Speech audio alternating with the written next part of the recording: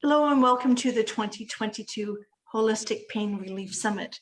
I'm thrilled that you've taken the time to join us. My name is Trish Rossiter and I'm your host for the summit.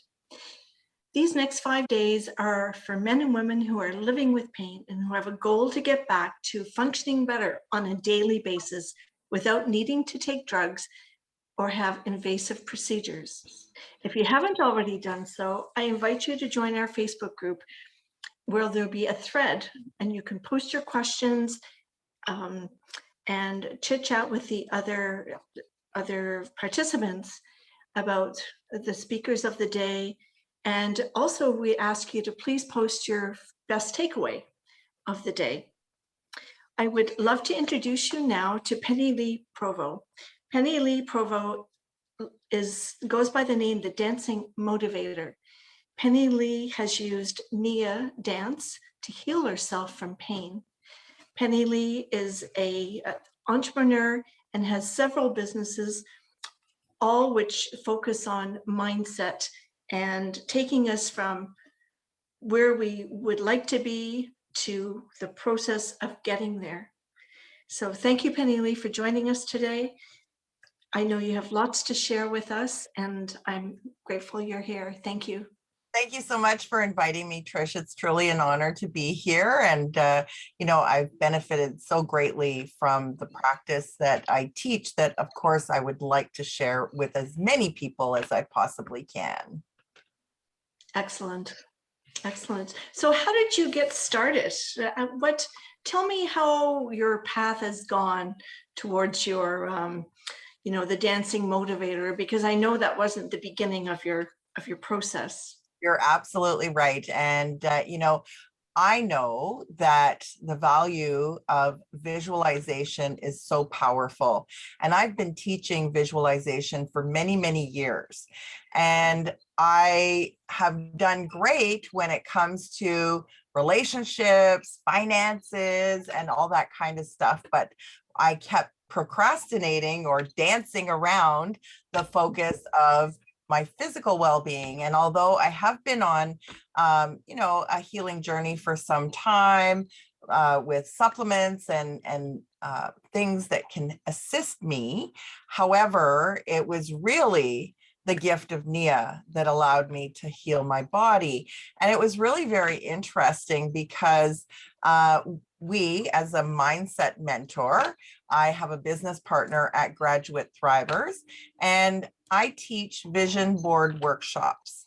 And through the vision board workshop, I obviously teach other people how to focus on what they want their life to be like in the future and why they want it to be like that. And then, of course, help them create the stepping stones to get them there. And the funny thing was that I had been suffering in pain since I gave birth to my youngest daughter, who is today 18.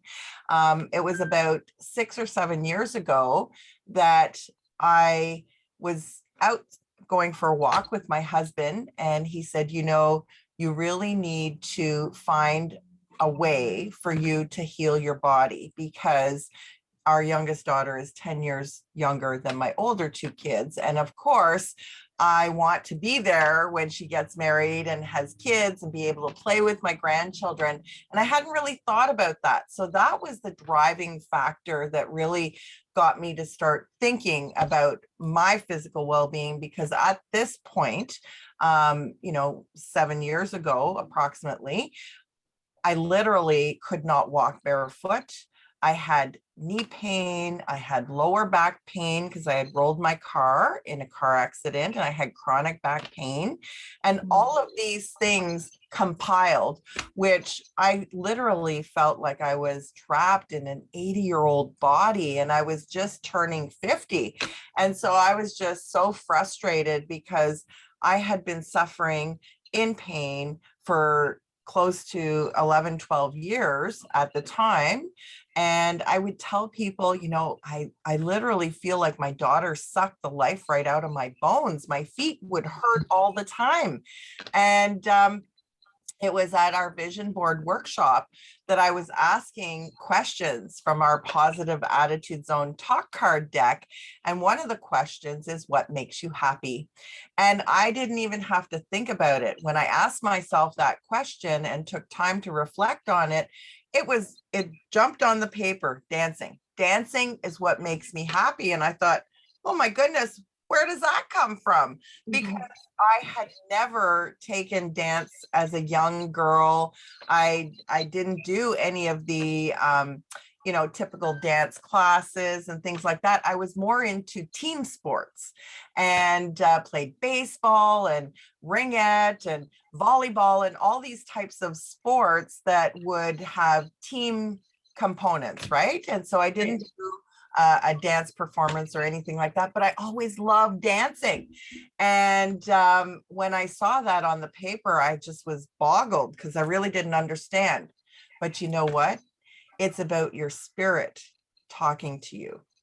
And my spirit was trying to tell me, you need to dance. You need to dance. That's where your passion is. That's what you love to do. And it was 6 years had gone by. And finally, I was invited to a dance class by my good friend, Barbara Carrier, who is a black belt Nia technique instructor. And she said, PennyLee, I know how much you love to dance. You need to come and try this dance practice called Nia technique. And I said to my business partner, Liz, I said, I need an objective opinion. So you come with me. So we went to this dance class together out in Canada, which is close to an hour from where I live. Mhm. And when I got there, the lady said, you can leave your shoes at the door. And I couldn't believe it because I cannot walk barefoot. Like, I cannot do that. And she said, it's okay. You just stay put, stand in one spot and move your own body's way. And I thought, okay, I now have permission. I don't have to move my feet if I don't want to. So sure enough, I ended up, once I started hearing the music, it got into my bones and I just started moving and flowing.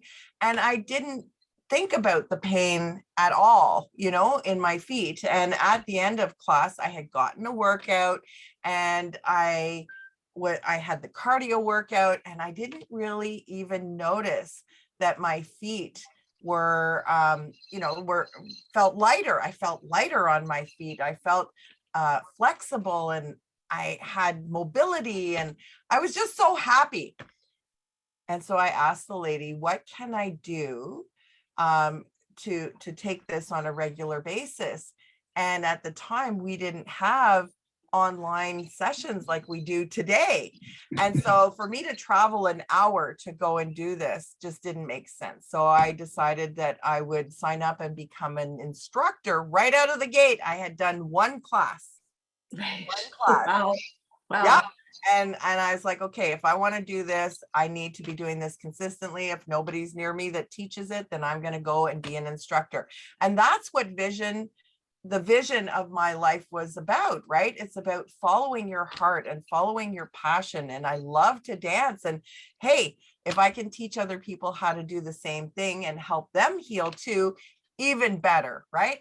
And so that's what I ended up doing, which of course leads into the 4 C's for success. You have to make a commitment to whatever crazy idea you have. Number one, you want to commit to yourself, and healing myself was priority at this point. Mhm. Fantastic. So it took you 6 years from visioning this to actually go through with it. Correct. Okay. So it's all about listening, giving ourselves permission to dream, to put it out there, become committed, and Correct. then answer the call. When the call comes, and you knew without a doubt that this was the path for you since you signed up for the course right away. Absolutely. And it was very interesting that I did sign up for the course right after the class. I registered for the training, and the training wasn't this was in July, and the training wasn't going to happen until November. And funny enough, I had a window of opportunity open up 2 weeks after the training, after that class. And there was a pop-up training that was happening that was even closer to my home for me to get there. And so 2 weeks later, I was off to this training. I moved my training from November all the way up to August, and ended up doing my training in August. And I'm so grateful, that things happened the way they did. And again, back to the 4 C's for success. The second C is communicate. So I started telling people about what I wanted to do, and how I was going to do this. And that's where I had people come forward and help me out with different things that I needed to get me there. So, it's just quite amazing how, if you really listen to your body, you will find answers. If you listen to your intuition, you will find the answers. And we have everything available to us within us. It's about having the confidence to trust that. Right. Trusting and then going for it, for sure. Yeah, So you mentioned 4 C's. So the commitment, Yep. the sharing the word, putting it out there to the universe, Yep. communicating. Communicating. The third C is community. So you want a community in which you can share the information with, and also be able to brainstorm and get feedback as well, right? So it's putting out information to a community of people that will support you, right? And then finally, the 4C is to collaborate, to work in combination with other people like we're doing here, because your vision is to bring this health summit to the public, right? And so you can't do that alone. So Exactly. you connect to other people. And this is how you have super success, is by working in collaboration with others. And I really believe that's one of the strongest, that's why it's one of the 4C's. It's one of the strongest ones, because through collaboration, we can have much greater success when you bring the skill sets of so many other people together. Right, right. And hence the graduate thrivers, and working as a group together to help each other build their business and build their achieve their goals and dreams. Can we just go back to NIA a little bit? Tell me a little bit more about what NIA is. It's spelled NIA.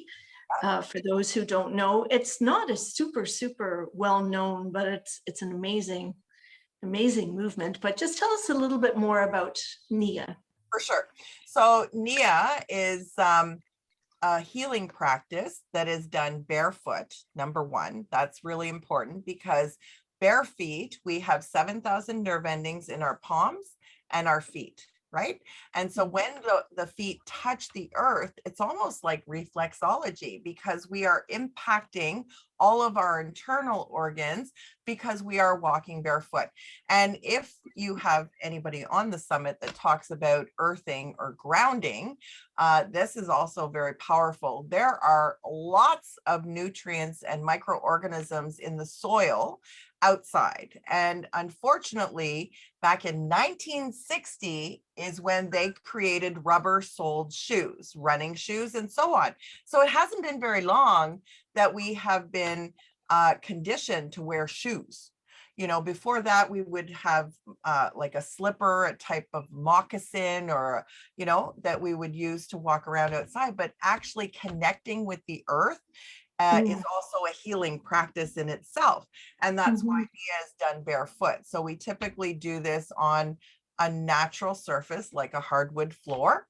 And through the NIA technique, we have 52 different moves that we do in a combination of moves called a kata, and we put several katas together to a song, which allows us to have a choreographed dance movement.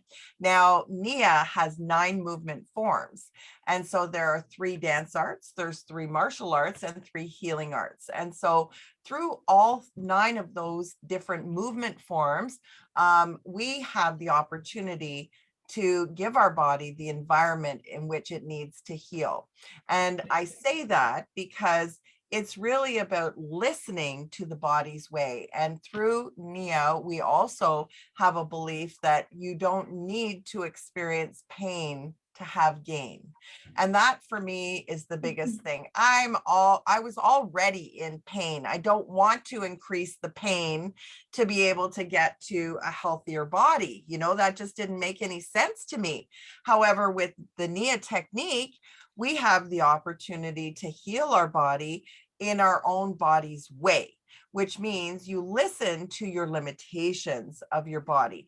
If you can only do a very short or small movement, you know, closer to your body for the moment, that's okay, because in time, your body will allow you to expand that movement through consistent repetition, right? And so that's the key. It's really about, okay, so today I recognize that I have increased shoulder mobility. You know, before we start the practice, we do an evaluation and go, okay, so right now, this is where I am experiencing discomfort in my body.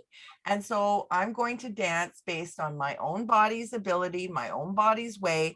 And oh, look at that. At the end of class, how much more I can do, how much farther I can lift my arm, or how you know, your knee is not bothersome like it was when we're balancing. We balance, you know, one side and then the other. Maybe you can't balance as well on one side. And so it's recognizing that, and how can you strengthen that and improve it for the next time, right? So the power of the Nia technique is really quite remarkable. And you're right, not enough people know about the Nia technique. And it's actually the very, very, very first fusion fitness that was ever created, which is a combination of different types of practices, right? So we've got dance, martial arts, and the healing arts combined into one 1 hour workout.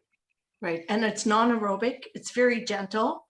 Very gentle. And you don't have to worry about keeping up with all the katas, because if you, I've been there, I love it. If you don't keep up, you just move your body and it comes over time. Absolutely. Right? Absolutely. And it's really quite interesting, Trish, because I know that you have experienced Nia, and it's not, like I say, it's not very common, because people, I don't know if they associate the combination of the dance and coordination. You don't need to be coordinated to do this kind of dance. Like you said, if you can't do the move, that's okay. We have 3 different levels of intensity, if you want to call it that. And so you might, for example, if you're doing, let me see now. If you're doing, for example, a stance, okay, so you might, in a bow stance, which is where we have our back leg, and we're stepping on the ball of the foot on the back leg, and the front leg is just whole foot down straight. You can do that in an upright position. But level 2, you might want to bring your foot back a little bit farther so your stance is wider, right? So that gives you a little bit more balance to work on. And then the level 3 would be where you sink. So now your muscles, your thigh muscles, your calf muscles, your feet muscles are supporting your body's weight. So if you can't do it at level 3, that's okay. You can do it upright at level 1. It all works. It's just dependent on your own body's way and listening to your body to allow you to do that. The other thing that I also have recognized with my students, a lot of times people have chronic pain that they manage. I'll say manage. You don't really get used to it. You know it's there, and you manage it to be able to do your everyday functions. Now, if you don't do or use some parts of your body, then they get lazy, is what I'll call it. So I'll give you a great example.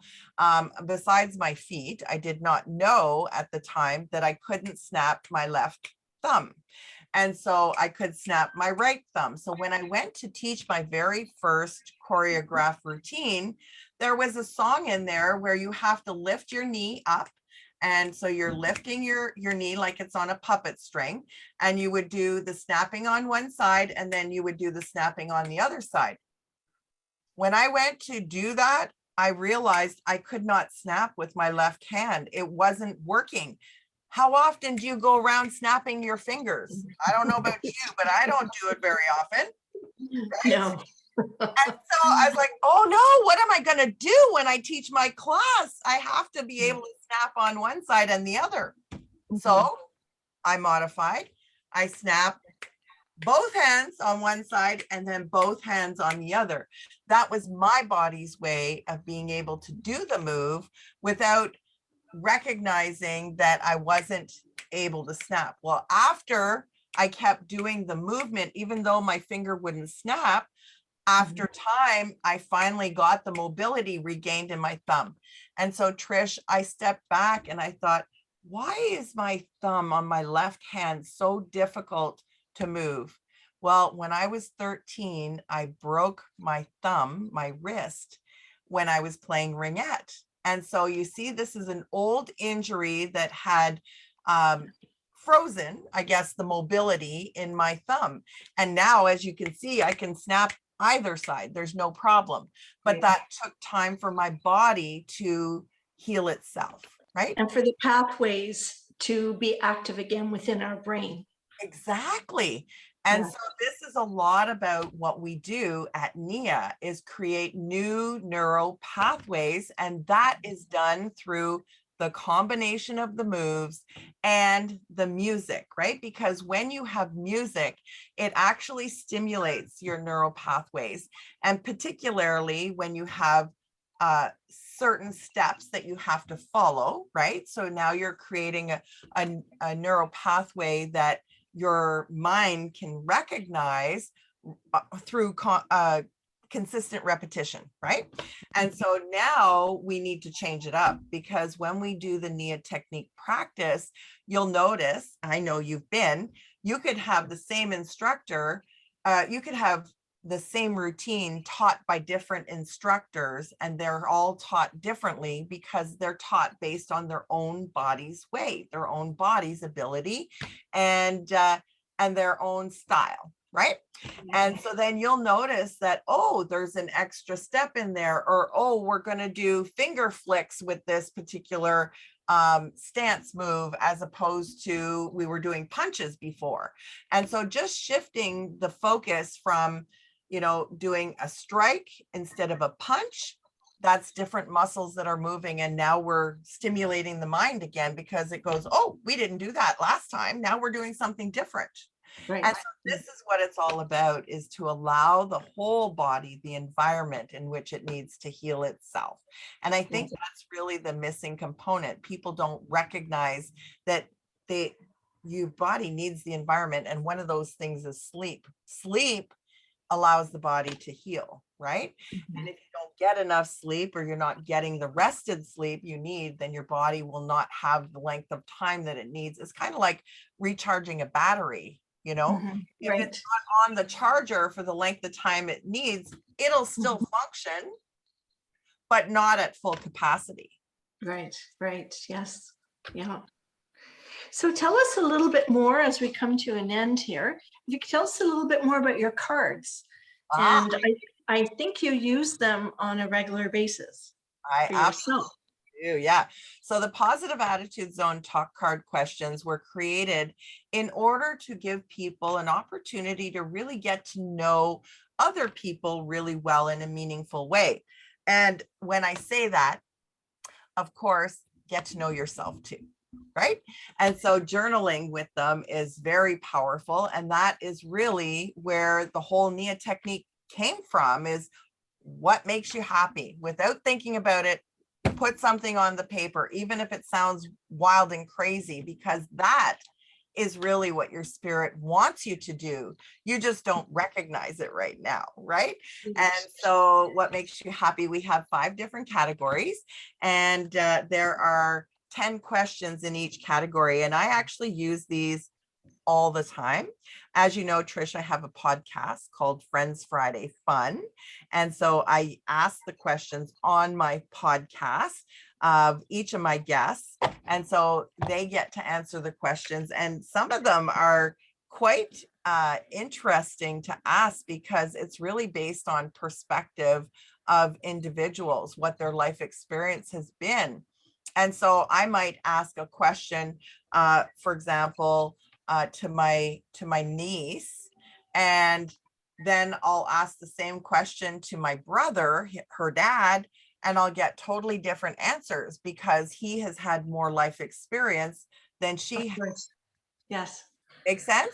But Yes. also in business, like before every class, every NIA class that I teach, we pull a question. So everybody answers the question, and I actually take the answers and incorporate them into the movement practice. So for example, what are you good at?